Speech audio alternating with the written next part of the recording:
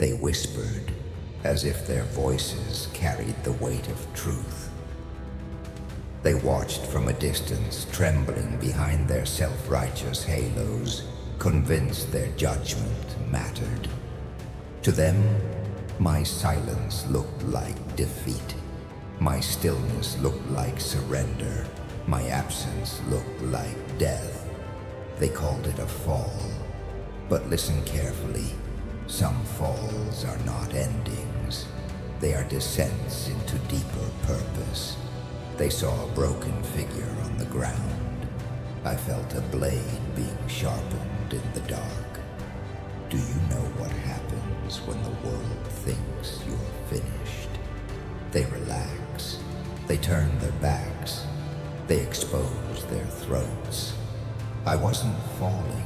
I was learning how to rise without applause, how to stand without witnesses, how to breathe in the dust and turn it into fire. They worship their heroes like fragile glass statues, desperate for perfection, but glass shatters. And every time they beg for purity, all they breed is hypocrisy. This world doesn't deserve saints. It devours them. It drains them. Then it pretends it never asked for their light. So I gave them something else. Not a hero, not a savior. Something far more real. I rose from disgrace like a king who never needed a crown. They called it a fall. I call it the beginning. And beginnings born in ruins build empires no innocent soul could ever survive. They begged for someone to save them. They cried for protection, for guidance, for light. And like a fool, I answered. I carried their hopes like chains around my throat. I believed loyalty meant something. I believed sacrifice mattered. I believed if I bled for them, they would never let me bleed alone. But heroes only exist in stories told by cowards. In the real world, saviors die first. Not in glory, but in betrayal. They didn't want a protector. They wanted a shield to hide behind. They wanted a name to praise when it suited them, and a throat to cut when it didn't. So they carved doubt into my skin. They buried knives in my back and called it good intentions. They stood on pedestals built from my broken bones and preached righteousness. And the more I gave, the more they drained me. Until one day, something changed. Something snapped. Not in rage, not in madness, in clarity. I saw their prayers for what they truly were. Not cries for a savior, but demands for a sacrifice. They asked for a hero. They forged a storm. They built a demon out of their expectations, a blade out of their lies, a throne out of my exile. I didn't become heartless. I simply stopped giving my heart to hands that never earned it. They prayed for salvation. Instead, they awakened their reckoning. I used to look at them with awe, believed in their shining armor, in their noble hearts, in their holy purpose. Heroes, that's what they called themselves. Champions of truth, guardians of virtue. But halos don't shatter in explosions. They crack slowly under the weight of their own lies. I watched goodness rot behind polished smiles. I saw integrity tremble in the presence of temptation. Those who preached purity behind closed doors bartered souls like currency. Those who demanded honesty were the first to hide their sins.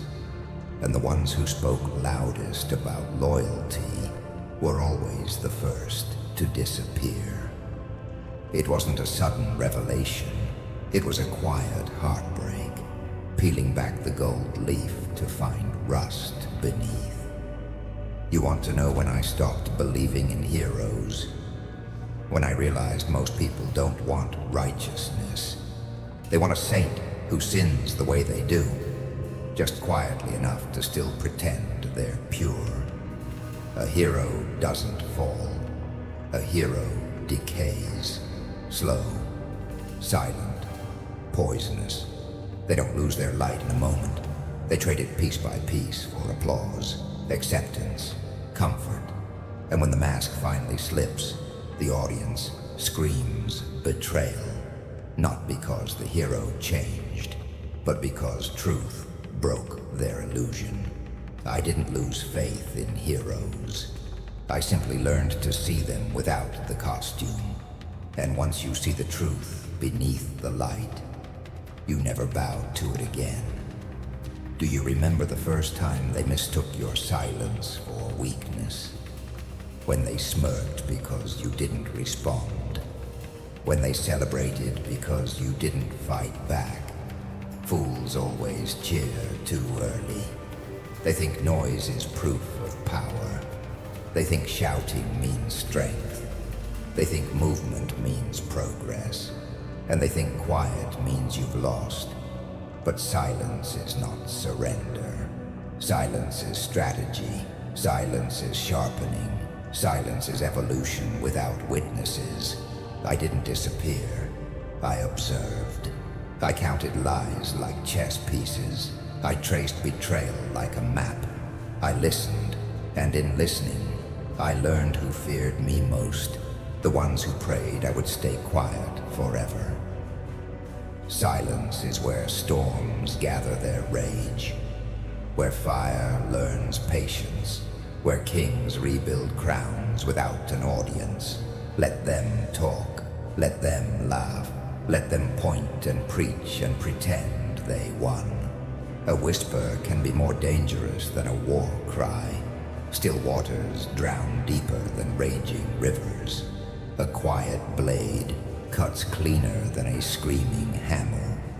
While they broadcast their victories, I was sculpting inevitability.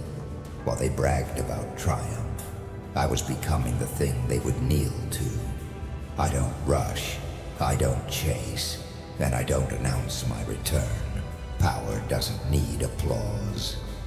True dominance arrives like a shadow, silent, certain, impossible to stop. They feared when I roared, but they should have feared the moment I went quiet. That was the day the storm learned patience, and patient storms never fail to strike. They simply choose the perfect moment. They think strength is built in peace, in applause, in comfort. But comfort breeds softness. Applause breeds addiction. Peace breeds illusions. It was pain that carved me, not the gentle kind.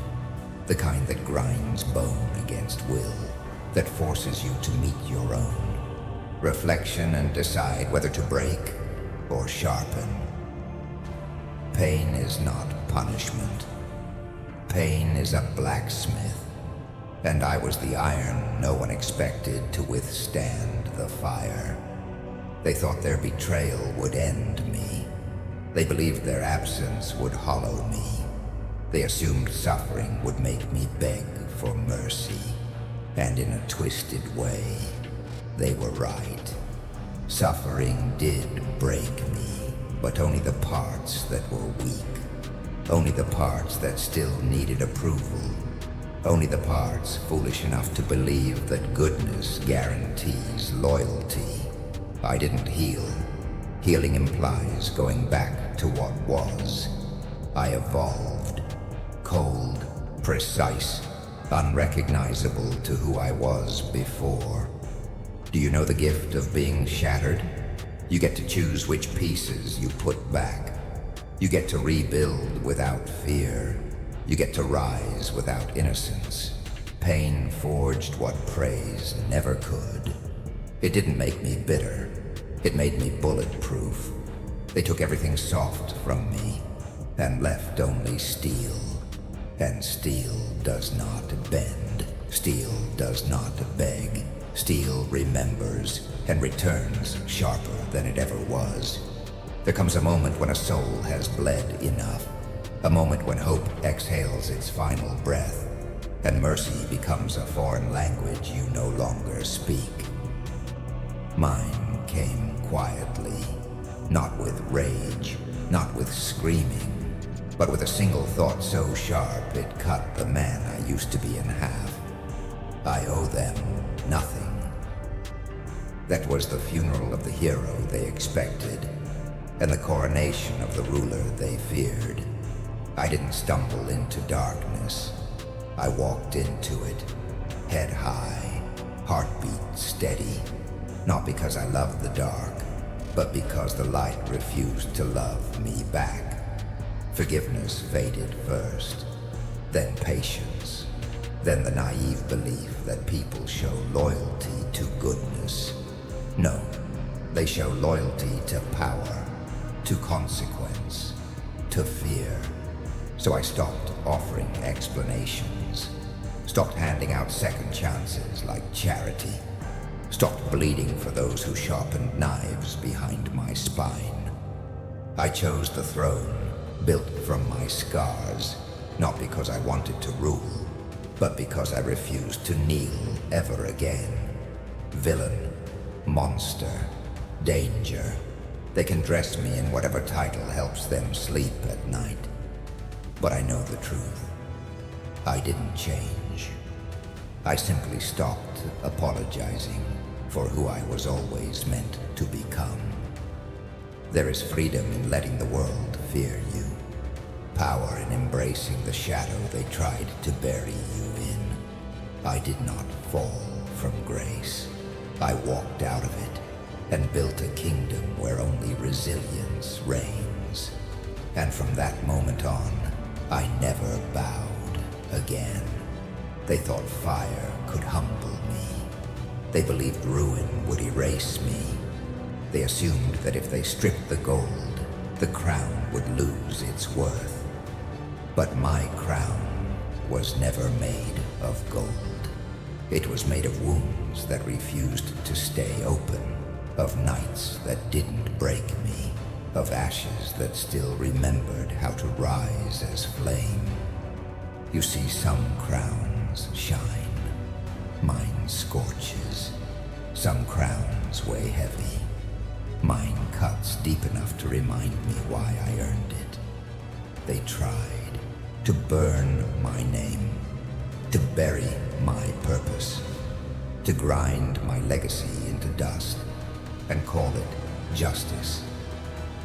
They wanted me forgotten, not because I failed, but because I survived what they never could. Every attempt to destroy me only revealed how desperately they feared me. Every wound they delivered only hardened the throne beneath me. Every stone they threw became another step in the staircase I built above them. They didn't brack me. They built me, stronger than their praise ever could, colder than their love ever was, and sharper than the betrayal that forged me. I am not here because they crowned me. I am here because they couldn't kill me. And a throne earned through fire is a throne no saint could ever sit on. So let them whisper, let them tremble, let them choke on the smoke of the empire they tried to set ablaze. They failed to burn me down, and in doing so, they lit the torch I now rule with. There was a time I wanted respect, a time I craved understanding, a time I believed hearts could be won, and loyalty could be earned with honesty and sacrifice. But truth is a fragile weapon in a world that worships facades. Respect fades, understanding bends, loyalty dissolves when tested by convenience. So I stopped dealing in emotions and started trading in consequences. Fear, the currency untouched by hypocrisy. Fear, the language even liars cannot fake. Fear, the one truth they choke on, Because nothing exposes a man faster than what he trembles before. I don't need admiration. Admiration is cheap. It blows in the wind like applause for the next temporary idol. Let them cheer for plastic heroes. Let them kneel to fragile kings. Me, I prefer silence when I enter. I prefer hearts skipping beats at the sound of my name. I prefer the kind of presence that bends rooms, not with noise, but with inevitability. They don't clap for storms. They brace for impact. They don't cheer for fire. They step back, terrified of being consumed. And that is power. Not being loved, being remembered, not being praised, being unavoidable. Let them pretend they hate me. Hatred is still attention. Hatred is still acknowledgement. Hatred still bows to fear when the doors close and the world turns dark.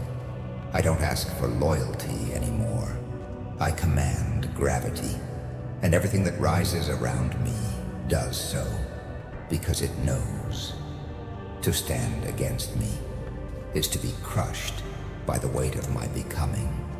They worship heroes because heroes make them feel safe, because heroes promise mercy, because heroes bleed for them without asking a single question.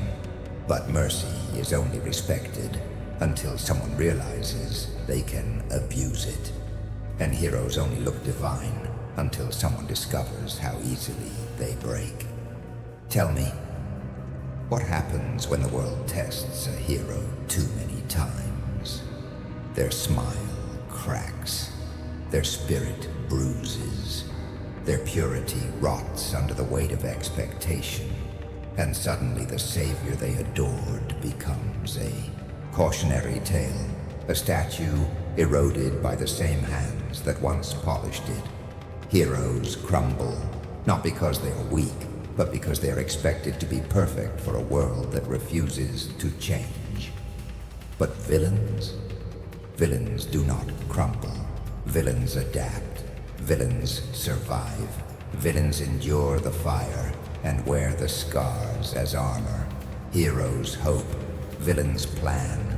Heroes ask for cooperation. Villains take obedience. Heroes seek love. Villains weaponize truth. Do you know why villains last? Because they stop begging the world to be kind and learn to be stronger than the world instead. I didn't choose the shadow. I embraced the only place where light couldn't blind me anymore. I didn't reject heroism. I outgrew its shackles. Call me ruthless, call me heartless, call me unholy. I don't need your sainthood. I only need my legacy. And legacy doesn't belong to the harmless. Legacy belongs to the one who survives the story and stands at the end with fire still burning in his veins. Let heroes chase applause. I'll build eternity, and eternity favors the ruthless. There are two kinds of people in this world, those who break and those who are forged. You, the one listening, you were never meant to fit in their gentle fantasies. You were not designed for easy roads, soft applause, shallow victories. Life sharpened you for something heavier, something greater, something only the wounded ever understand. They laughed when you fell. They pointed when you bled. They prayed you'd never stand again, because your rise would remind them how willingly they stayed on their knees. But look at you, still breathing, still burning, still unbearably, inconveniently alive. Scars are not ugliness. They are proof. Proof you walked through fire and came out carrying embers. Proof you did not break, you transformed. Proof you were chosen by pain to become immovable. Let them worship gentle heroes. You were never meant to be gentle. You are meant to be remembered, to be feared not for cruelty, but for the strength they pretended didn't exist in you. You didn't rise despite the ruin. You rose because of it. Kings are not born in palaces. They are built in ashes, crowned by survival, and honored by silence. So walk forward now, unapologetic, unbroken, unforgettable. You are not here to be liked. You are here to be legendary. And legends do not bow. Legends walk alone, and the world follows their shadow.